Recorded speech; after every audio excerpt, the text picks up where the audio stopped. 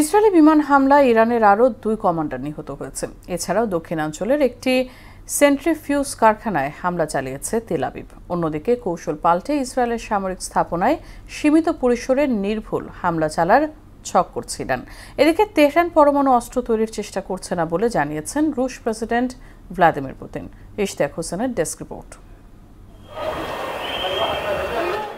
পাল্টাপাল্টি হামলায় বিপর্যস্ত ইরান ইসরায়েল খানিকটা কৌশল পরিবর্তন করে উন্নত ও নির্ভুল নিশানায় আঘাত হানতে সক্ষম ক্ষেপণাস্ত্র ব্যবহার করে ইসরায়েলি সামরিক স্থাপনায় হামলা চালাচ্ছে তেহরান।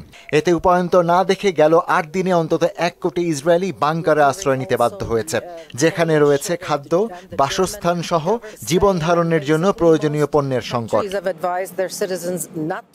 ইসরায়েলি বিমান হামলায় ইরানি সামরিক বাহিনীর আরও 2 কমান্ডার নিহত হয়েছেন। তারা দুজনেই ইসলামিক রেভলিউশনারি গার্ড কর্পস IRGCর কমান্ডার ছিলেন বলে জানিয়েছে ইসরায়েলি প্রতিরক্ষা বাহিনী IDF।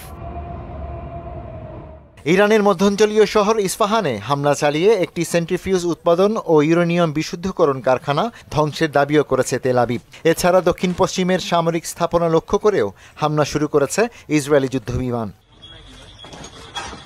গত 13 জুন ইসরায়েলের অপারেশন রাইজিং লায়নের জবাবে অপারেশন ট্রু প্রমিস 3 পরিচালনা করে ইরান। সংঘাত শুরুর পর ইসরায়েলি বাহিনীর হামলায় এখন পর্যন্ত 430 জন নিহত ও 3,500 মানুষ আহত হয়েছে। আর ইরানি হামলায় নিহত হয়েছে 25 ইসরায়েলি, আহত হয়েছে প্রায় 2,500 মানুষ। এদিকে ইসরায়েলকে মধ্যপ্রাচ্যে শান্তির পথে সবচেয়ে বড় বাধা বলে মন্তব্য করেছেন তুরস্কের প্রেসিডেন্ট রিসেপ তাইয়েপ এরদোগান। সংঘাত বন্ধে কূটনৈতিক সমঝোতায় তাদের আগ্রহ নেই বলে ইস্তানবুলে OIC সম্মেলনে অভিযোগ করেন তিনি। বৈঠকে ইরানের পররাষ্ট্রমন্ত্রী আব্বাস আরাগচি বলেন, ইসরায়েলি আক্রমণ এই অঞ্চলকে বিপর্যয়ের দিকে ঠেলে দিচ্ছে। সংঘাতে মার্কিন যুক্তরাষ্ট্রের সম্পৃক্ততাকে বিপজ্জনক বলে উল্লেখ করেন তিনি। পরমাণু ইস্যুতে ইরানের পাশে দাঁড়িয়েছেন রাশিয়ার প্রেসিডেন্ট ভ্লাদিমির পুতিন।